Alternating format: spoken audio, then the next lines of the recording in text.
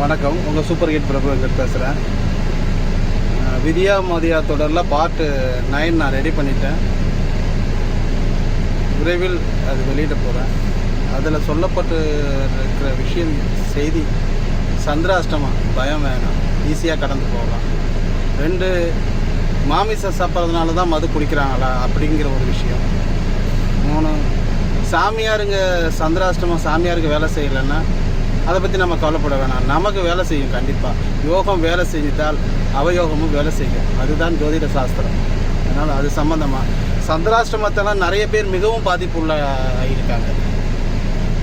அதில் சம்மந்தப்பட்ட தெளிவான சூப்பராக அதை ஃபாலோ பண்ணி யாரும் அதை பற்றி கவலைப்படவே வேணாம்.